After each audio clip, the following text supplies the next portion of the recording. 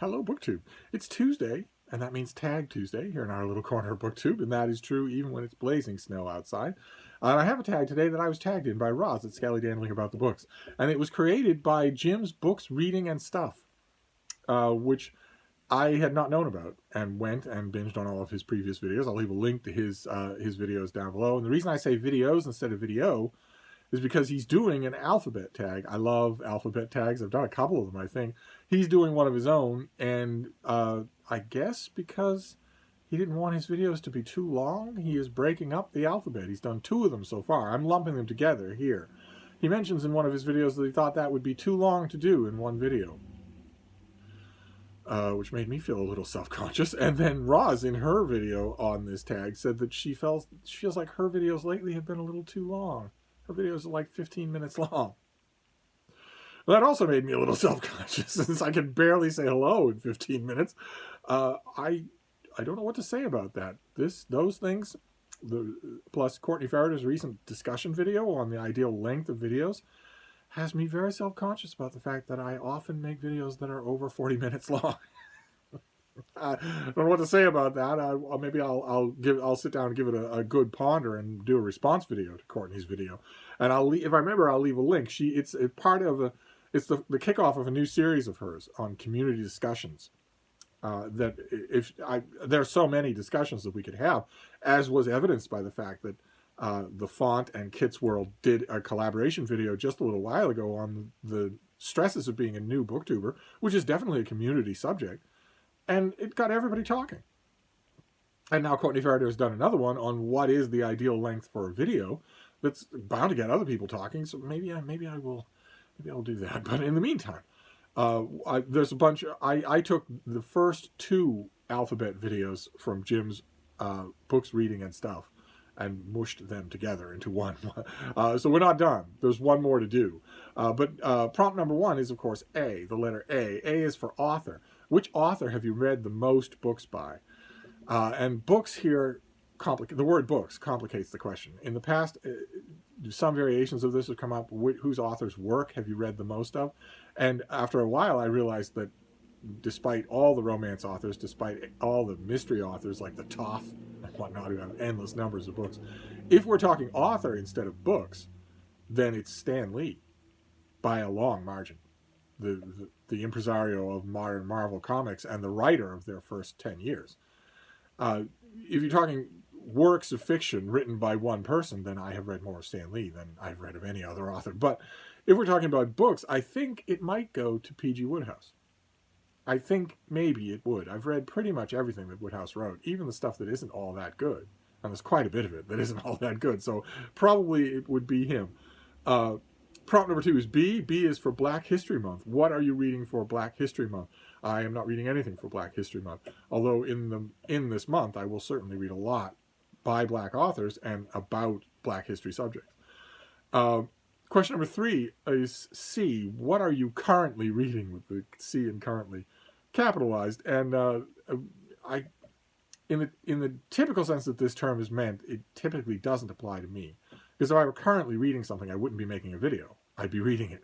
I tend to read things from start to finish and not, put it down and get to it a week later or anything like that. But in terms of actively engaging with, ensconced with, dealing with, I have 2 here. The Tom Stoppard biography by Hermione Lee. I just got the finished copy of that, so I am ensconced with it again, and we'll be writing about it probably today. And also North by Shakespeare by Michael Blanding. New book that we saw on this channel, a new addition, sort of, to the Shakespearean authorship controversy. The Shakespearean authorship controversy usually boils down to who wrote Shakespeare's plays instead of Shakespeare, because the near illiterate grain merchant from Stratford-on-Avon couldn't possibly have done it with no schooling and no experience, and no artistic sense that we know anything about, and very little in the way of attestation from anyone around him during or after the fact, until an industry sprang up. And that is fun, of course. I have a whole shelf of those books. They're a lot of fun. There are some drop-dead arguments against. There is quite a bit of attestation about Shakespearean authorship, and there's quite a bit of it that isn't really contestable. There wasn't any amount of money that could have made Ben Jonson simply lie to a reading public. And in the first folio, he attributes all the plays therein to Shakespeare. Blandings comes up with a much, much more inspired idea, which solves the problem without substituting anyone for Shakespeare. He says that Shakespeare took a lot of the raw material from his plays from the works unpublished and published of Lord North. And that's why the plays have the incredible amplitude that they do, which could not have been supplied by the life experience of the writer. And I'm ensconced with that book. I read it in a blast, just in one sitting. I had a ball. What a book! Oh, I hope everybody writes about this. I hope everybody in the critical world writes about this. I hope there are full-page spreads everywhere, just everywhere. I hope that the New York Review of Books and the London Review of Books and the TLS and everybody else just goes through the Rolodex and hauls out their Shakespeare expert to either sing its praises because it's a terrific book, or to poke holes in it. And in my second reading, I'm doing a read through of it. The second reading will be to poke holes in it, see, what doesn't work.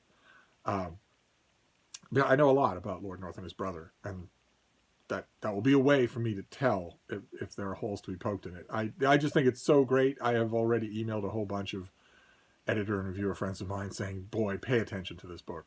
Give it some attention. It's so much fun.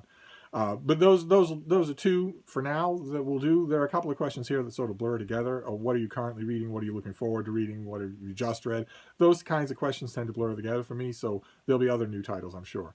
The next prompt is the letter D. What is your drink, capital D, of choice while reading? Naturally, this made me grind my teeth, since you can't drink while reading. You can only stop reading in order to drink. And if you're reading a printed book, or worse, an electronic book, drinking is antithetical to reading. You must not only stop what you're doing, but worry about what you're doing. And I don't do anything like that. I don't need talismanic music. I don't need talismanic candles. I don't need a talismanic setting. I don't need a talismanic tea or drinks of any kind. I don't need anything like that. I have always viewed, and I still view, all of those things as impediments to reading, not aids to reading. I know a lot of you think differently, but I don't drink while I'm reading. I don't do anything while I'm reading. I scarcely move while I'm reading. The only thing I do while I'm reading that isn't reading is maybe absentmindedly stroking the nearest dog. That's it. Question number 5 is E, the letter E. E-book or physical, which do you prefer? I prefer ebooks. I was a big fan of them even in 2018, 2017, 2019. I was a big fan of them even there. They're easy. They don't require any storage compromises whatsoever. They don't need to be dusted or cleaned. They're easy to search, which is a godsend if you are a professional reviewer. You got this huge book and you want to know, okay, I've got an index, but it's not helping. A lot of mainstream published nonfiction works are so terribly indexed. Oh my. You probably wouldn't notice it. If you weren't either a scholar or a reviewer, you probably wouldn't notice it, but some of them are just terribly indexed, where there will be huge things that you will simply miss if you're looking for them in an index. Whereas that's not possible with an ebook, because no one has indexed an ebook. The ebook is just looking for characters. If you tell it to search for something, it will find every instance where that something appears. In fact, a lot of the good searches will find everything where it's even close, where it's just that conglomeration of letters, even if there's no capitalization or separateness to them. An absolute godsend. If you know that Uncle Fred is important, it's not from P.G. Woodhouse, but if you know that Uncle Fred is important, you learn how important he is on page 200, and you think, wait a minute, this echoes with something that happened to him when I wasn't paying attention to him about 150 pages ago. Instead of endlessly flipping back through a printed book, which I have spent so much of my life doing, not so much with novels, but with nonfiction, instead of endlessly doing that, trying to remember where it was on the page, knowing that you saw it, and then you reach that, when you can't find it right away, you reach that period where you're wondering about your own sanity. Did I actually see it, or did I make it up? And some reviewers think, no, I didn't make it up, but I can't find it, so I'll just wing it and mention it. And then they mention it in a review, and it turns out they did make it up. The author points it out in the letters column or whatnot. I don't know how much time in my life I've lost doing that, but I don't lose any more, because with an ebook, you can just search for that sort of thing.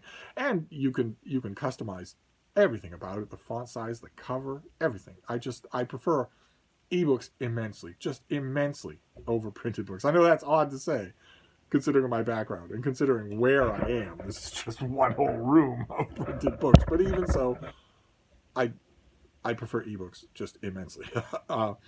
Let's see here. Prompt number 6 is F. F is favorite fictitious character. And that's tough. There are a lot of them. Like, for instance, Roz at Scallydandling About the Books mentions Bertie Wooster, Bertram Wilberforce Wooster, the main character in a lot of P.G. Wodehouse's most famous novels, who's, in my opinion, a very young man. I know I revere the BBC production with Hugh Laurie and Stephen Fry as much as anybody does. But I think the perfect pairing of Jeeves and Wooster is that Jeeves is in his mid to late 50s. And Bertie Wooster, the key to Bertie Wooster is that he is a youth, that he is 20, 21, something like that, that he is a youth who has all the time in the world and all the money in the world at his disposal, but not. The minute you start to make him in his 30s or even 40s, you change the dynamic completely, and you remove a lot of the comedy, in my opinion. So for me, Bertie Wooster, if we ever see a new series or a new movie, I would hope that he is cast very young. And I would certainly second that. He's a terrific character. Has a lot more depth than readers tend to think because he's so vacuous that they don't tend to associate depth with him. But Bertie Wooster he's a fine friend, endlessly generous, endlessly optimistic. He's a buffoon, but still, there's a reason why Jeeves sticks with him. There's a reason why Jeeves thinks something might be made of him.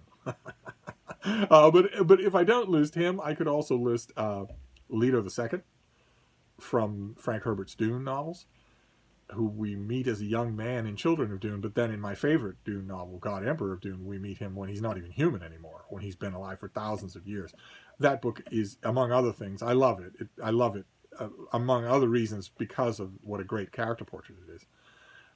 And there's Lady Glencora from Anthony Trollope's Palliser novels. She is, to know her is to love her, as Theodore Roosevelt said about William Howard Taft. She is, again, she's no brain trust any more than Bertie Wooster is, but she is just endlessly real on the page. So I just love her. But I think we got to go with number one favorite. Your favorites in these kinds of things tend to get planted pretty early. And mine would probably be Prince Hector from Homer's Iliad, who isn't just a brainless fighting machine like so many of the other warriors, Trojan and Achaean, are on either side. He is, in my opinion, one of the only three-dimensional characters in all of Homer, and amazingly so. A man who knows exactly what he is going to lose and risks it anyway, even when he knows he's going to lose it, even when he knows there's no victory. To me, he is a portrait of human valor. Not superhuman valor, of course. When he sees his doom running right at him, he breaks and runs, even though he has been incredibly brave throughout the whole poem. And it feels completely real. It doesn't feel like Homer has lost the thread of his own character. It feels real. Heartbreaking, but real. So I'm probably going to go with Prince Hector here, even though that's going all the way back to the beginning. Then the next prompt is G, and that stands for Georgia. Do you know any famous Georgians? And Jim wants to stress he is living in the Republic of Georgia, in the country of Georgia. And he wants to stress that that's the Georgia he means, not the United States state in the Deep South that has given us Marjorie Taylor Greene, the insane QAnon conspiracy theorist who is in Congress, despite the fact that she's called for the execution of several other people in Congress, and despite the fact that she would obviously do that. She hasn't just rhetorically, bombastically called for it. If she could, she would do it. So she's not only insane, but completely dangerous. And she is, unfortunately, foisted on in Congress from Georgia. But Georgia, she's a weird, dangerous lunatic, someone who's completely unhinged from reality.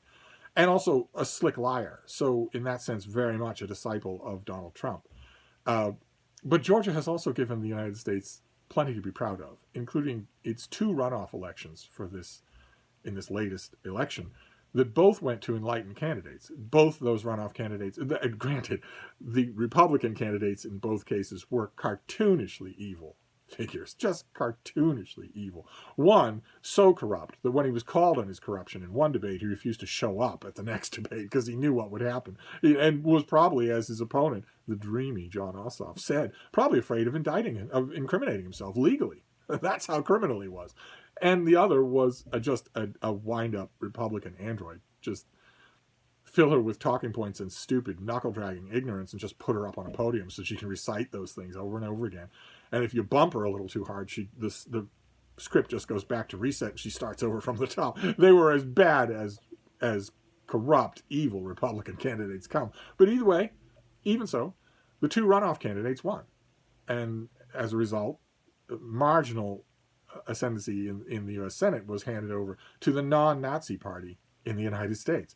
The United States used to have competing political philosophies. That is not true anymore, not since started not being true with Newt Gingrich, and now is completely not true. Now you have the Democratic Party, which has tons of flaws and lots of morons and lots of ignoramuses, but thinks about government, thinks about being America, thinks about compromising, getting laws passed, spending money they don't have, maybe doing some good for some of the constituents back home.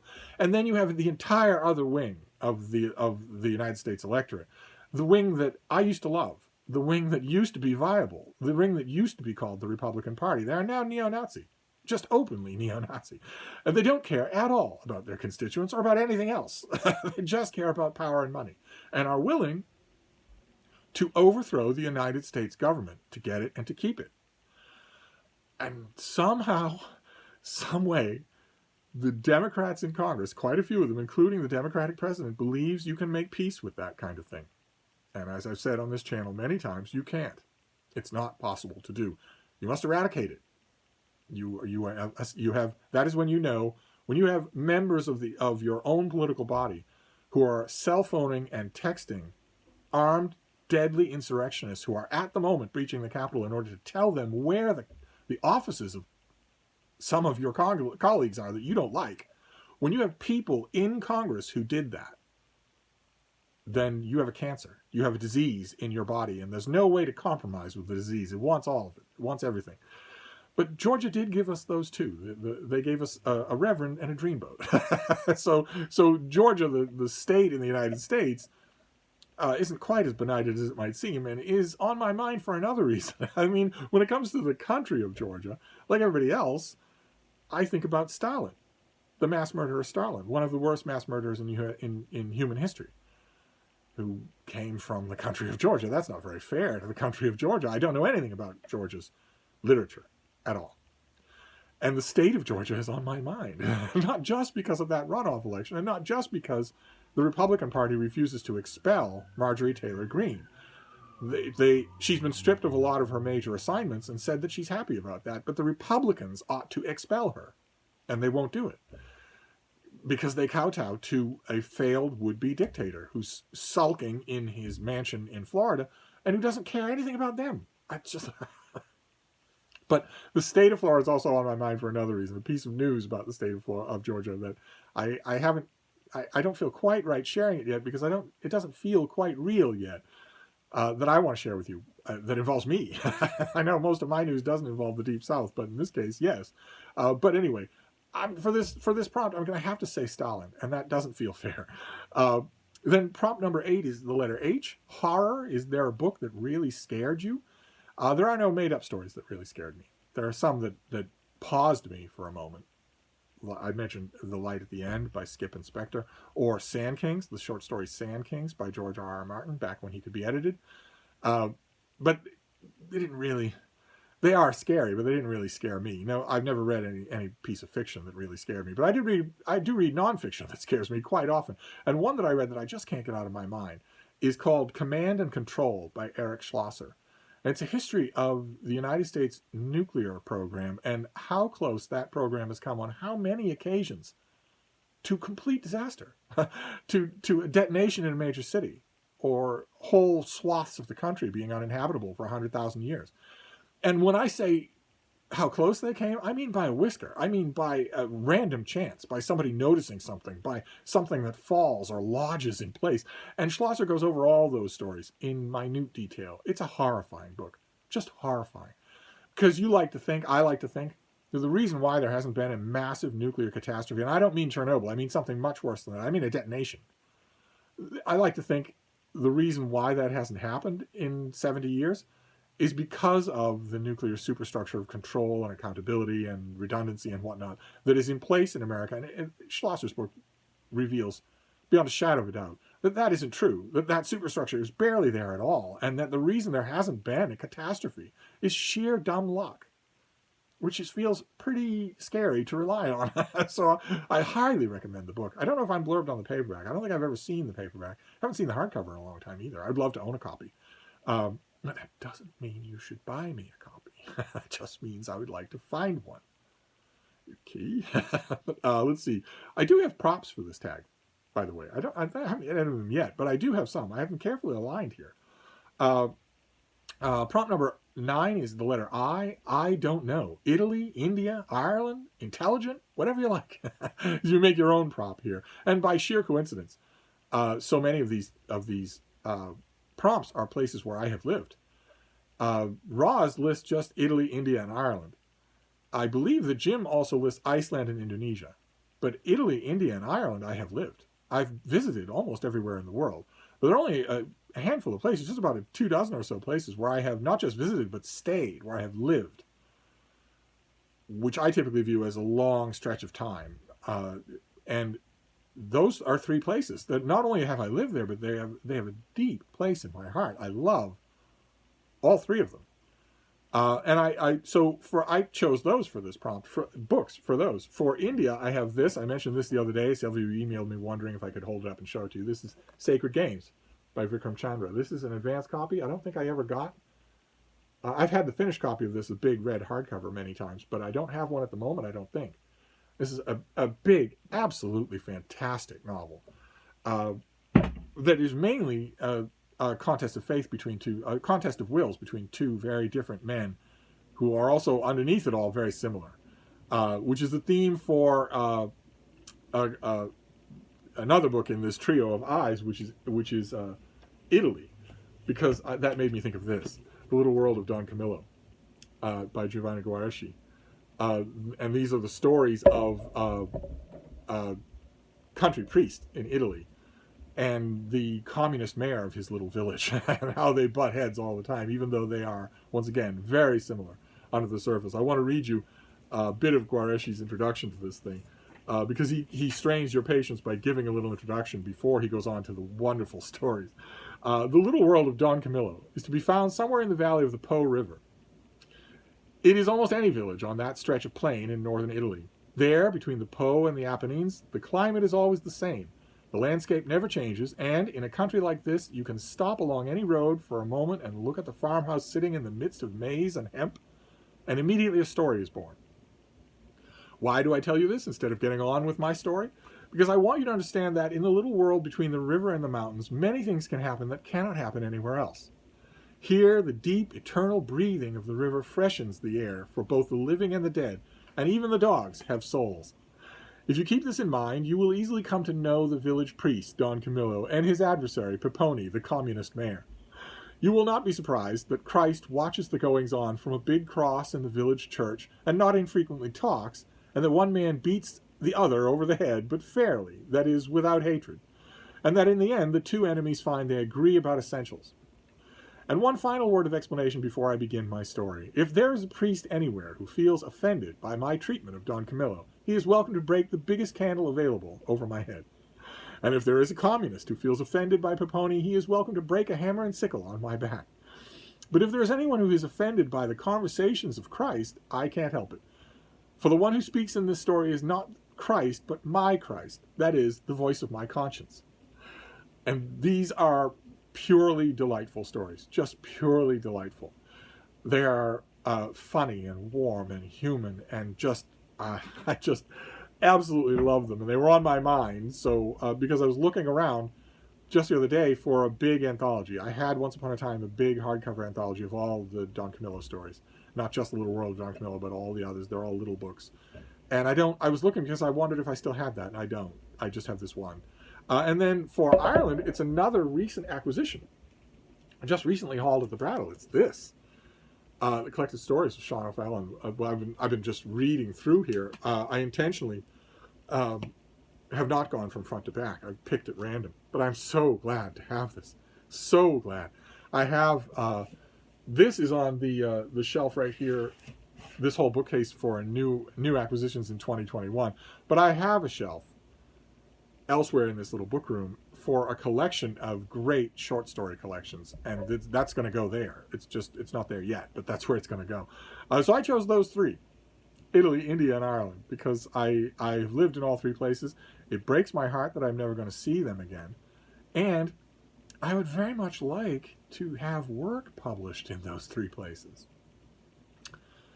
I would very much like to find an English language newspaper in India, perhaps a small one, might be interested in a fairly widely published American book reviewer.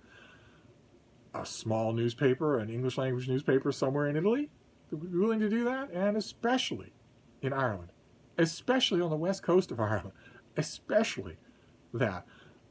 A small newspaper that takes original book review copy and that might be interested in either book reviews or a column from an American. I have tried hard in the last 4 years to find venues in those three places and in Iowa, and I have failed in all four of those instances, and I'm going to keep trying. That would be a dream come true. Any one of those four, especially all four, be a dream come true. And then the next prompt is the letter J. What book have you just finished? And this is where we blur together with what books are you reading? Are you currently reading? But I want to show you three that I have just finished and talk a little bit about them. The first one is Starkhouse Crime Classics. They are reprinting older crime and mystery noir novels. We saw one, the books tend to have 2 books in them each. Uh-oh, my props. We saw one the other day that sounded very intriguing. I got this one actually earlier than that. This is 2 books by James McKimmey, who was born in 1923 in Nebraska. And this is Run If You're Guilty and Never Be Caught. 2 novels in the Starkhouse Crime run. I don't know if do I know when these are coming out? No. I have the slip here says April. I must have researched it. These are April releases. I read Run If You're Guilty, which is a classic sort of Poirot-esque whodunit, only set in the backwoods where on a campground a bunch of disparate people come together, and there's a murder, and one of them is the suspect, one of them is the killer. And the thing that I really liked about Run If You're Guilty was the author's portrayal of the police. It was really well done. I really like that. I like his characters just in general, and the way he captures the life of the country life. But it made me when I get a collection like this that has more than one book in it, I tend not to read them both or all of them at the same time. I don't want them to blur together too much. So I'll read Never Be Caught later, a little bit closer to April. But Run If You're Guilty was terrific. And thank God for Starkhouse. I mean, this is another author, just like the other one that they did. This is another author I'd never heard of before, and don't know that I would ever have found in old vintage paperbacks or anything like that. So I'm very happy to have this. I hope they just keep going. I'm glad I'm on their list. I hope I get everything they do. Then this next one is this. This is Arik Kirschenbaum. This is The Zoologist's Guide to the Galaxy. What animals on Earth reveal about aliens and ourselves? This is coming out in late March, and this is terrific. Absolutely terrific.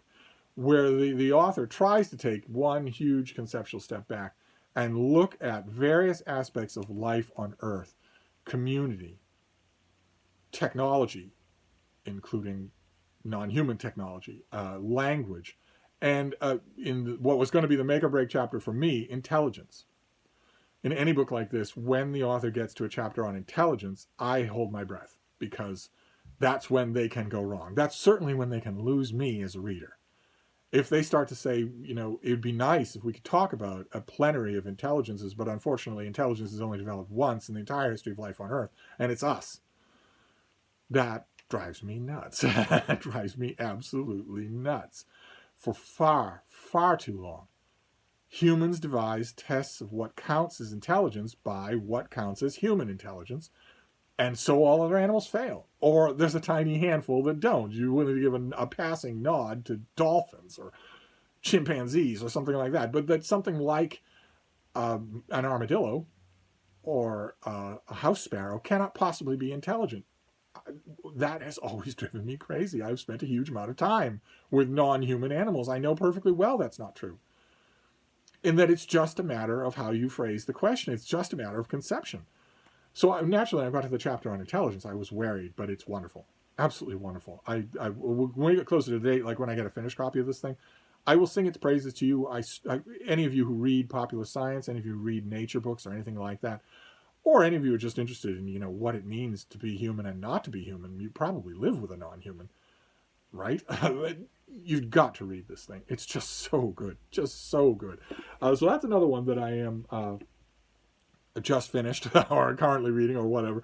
And then there's this third one, which it has a place of infamy on this channel because when I got it just the other day, I ripped apart the pub sheet that came with it. The pub sheet that came with it was rather noticeably poorly done, and I felt bad about that afterwards, even though I shouldn't, because I know I would feel bad about it if I thought that was tainting the book. But you have all been with me for so many mail hauls. We have gone through so many new releases on this channel, thousands of them, that you already know. It's like I mentioned in that video, you're as old a hand at this as I am. You already know that a pub sheet is not a book, that they don't reflect, that I don't prepare. I can't prepare ahead of time for something I'm opening out of a package. I was in a testy mood. I was caught unprepared by that pub sheet and just went off on it. But that is not the book. And out of a sense of Catholic guilt, I read the book. It's this, In the Company of Men. This is by Veronique Tadjo, translated from the French, I believe. It's translated by John Cullen with the author's cooperation from the French.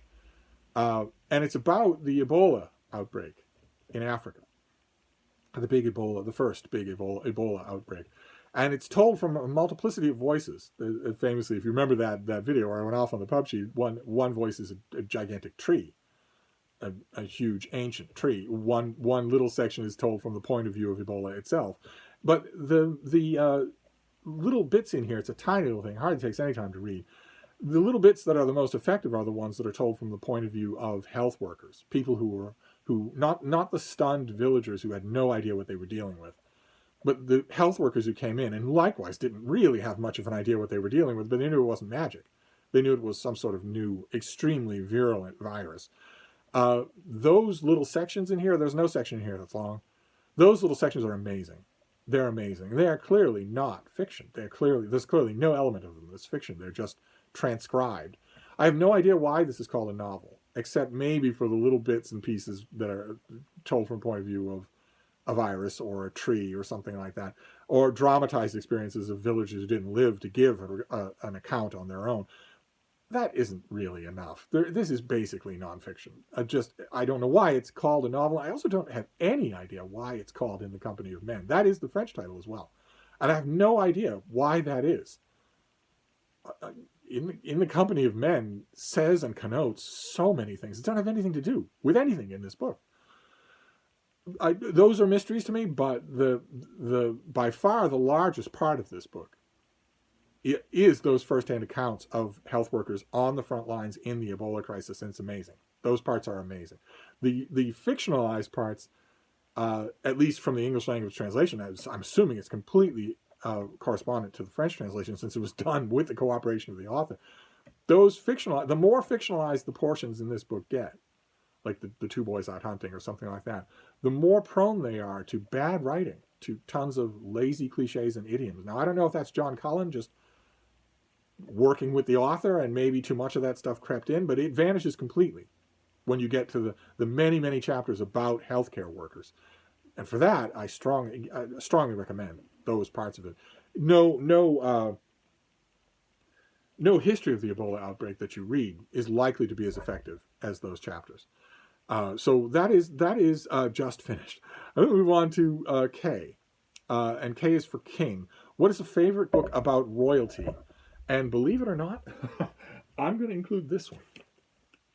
This is William Shawcross's official authorized life of Queen Mary, the Queen Mother.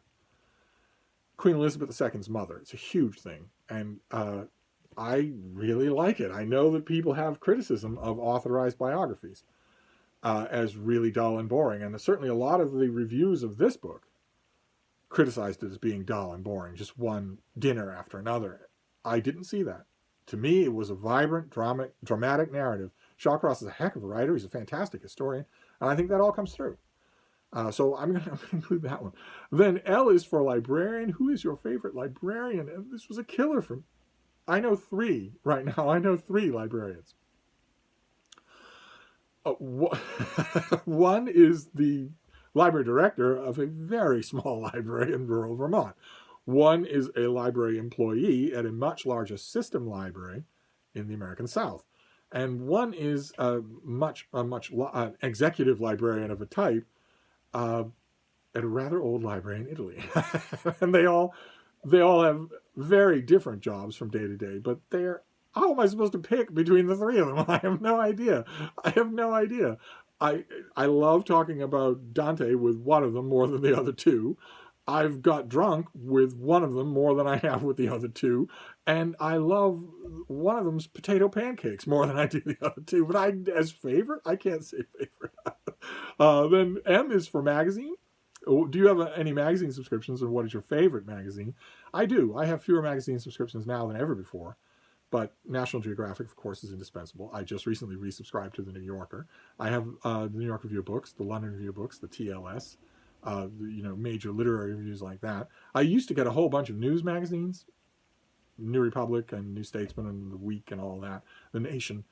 And I largely stopped. I largely let them just lapse because obviously I didn't want to read what the political parts of them were going to say, and it didn't seem to me to be worth it just for the few pages of book reviews in the back. Now that very temporarily, for the next 2 years to 3 years, the Nazi Party in America is not in control of my government. Unless they take it over by force, they are not in control of my government. So there'll be normal human activity, political activity to read about in those magazines. So I may resubscribe to all of them, since I missed that book coverage. I missed the book coverage at the back of all of them. But right now, the list is very low. I also just recently subscribed to the magazine, the Square-bound Science Fiction and Fantasy digest magazines. N is for news. Where do you usually find your news? I scour everywhere for it.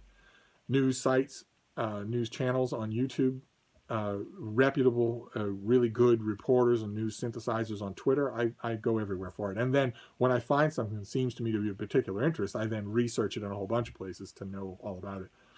O is for OF. Oh my God, look at how long this video is getting. Oh God, all right, we'll wrap this up. I don't have a prompt for O, so you can make up one of your own. For me, I chose a recent surprise, and that is this. That is Robert Elder's biography of John C. Calhoun. A big thing that's coming out in late February, later this month.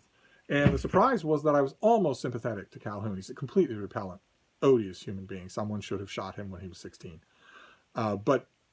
And ordinarily, biographies of him, or biographical treatments of him in other books have not even tempted me to sympathy. But Elder is such a great writer. He did such a great job in this book. But I almost felt sympathy for this monster. I certainly saw him as more three-dimensional than in any other biography that I've ever read of him. Then P is for Penguin. Which is your favorite publisher? Of course, it's right there in the question. It's Penguin. It's Penguin Classics. Penguin Classics wins by a wide margin. After that, it would be W.W. Norton, Liverwright, that sort of thing. But number one is Penguin. Then Q is for queer. What is your favorite LGBTQI plus writer here, where bi is bisexual, T is trans, Q is questioning, I is intersex, and who knows what the pluses are? Who knows what they are? I have no idea. I'm not going to go on a rant about that label. I'm not going to go on a rant about that label and how better than half the letters in that label are things that aren't real, or that are statistical anomalies that are medical emergencies, not personal identities.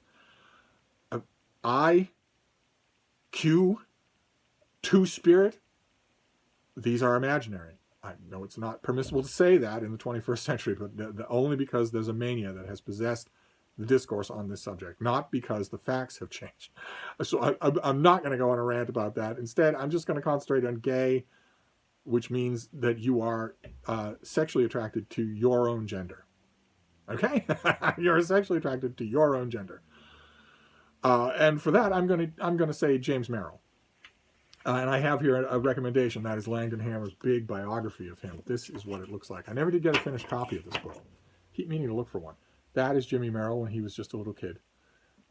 And that is what killed him. What's in his hand is what killed him. And Langdon Hammer's biography is just incredible, just amazing. It's huge. I would really like a finished copy of it, but I don't. I'll find one eventually. And I want to recommend that volume. And also, I want to have you, those of you who care at all. I don't know how many people care about James Merrill, but I would have you keep an eye out, because Langdon Hammer has also just edited a gigantic collection of letters. That's a companion volume to this, really, and that's coming out real soon, of James Merrill letters. And then ours, well, we're all the way to the end here at 40 minutes, good Lord. And that is ours for Russia. Do you have a favorite novel, poem, or writer from Russian literature? And Russian literature is studded from one end to the next with brilliant works of prose and poetry. So it's really, really hard to pick. Out of solidarity with Boris Pasternak, who when he was 18 was a super hottie, much like myself, I almost went with Dr. Zhivago, which was recently savaged on Kelly's channel, books I'm not reading. But I think the one I really want to go with is the Michael Katz translation of Crime and Punishment. Can't imagine why this would be the one I would go with, but nevertheless, I think I'm going to go with this one as my favorite. I really like this cover design. I can't imagine why. It's very simple, but there's some detail about this cover that really appeals to me. That is it. That is all that is done so far of the alphabet tag. I'm eagerly waiting the next installment. All I have to do is tag people. And I have a bunch of people here I want to tag. I'll tag Mark at Richardson Reads. He has mentioned, a couple of other people have mentioned, that sometimes tags get a little repetitive. They get a little bit boring to do. So if he's not inclined to do this tag, that's fine. But I thought I'd tag him anyway, because I would like to hear these answers. And then same thing with Peg at the History Shelf. If she'd be willing to do this, I would love to hear it. The Bookish Bryants, of course. Don't know how up they are on tags, anybody these days, but if you want to do this, I'd love to hear your answers. Middle of the Book March, consider yourself tagged. Also, Kit's World and The Font, the two brand new BookTube channels that started all that fuss about the stress of being a new BookTuber. They did a discussion video. I'll try and remember to link to it down below. Seminal reading, especially if you're a new BookTuber. I tag both of them if they want to do this tag. I'd love to hear it. But also an actual newbie. I like to tag in these tags, and I found one called Librum in Manibus. That I like her channel quite a bit. So that is the what I'm calling the A to R tag. Oh, and of course Britta, Britta Bowler, my Reddit wife. So I tag her as well. And those were all done by Jim's Books, Reading, and Stuff. And I'll leave a link to his channel because it's well worth your time to go and look at it and subscribe, of course.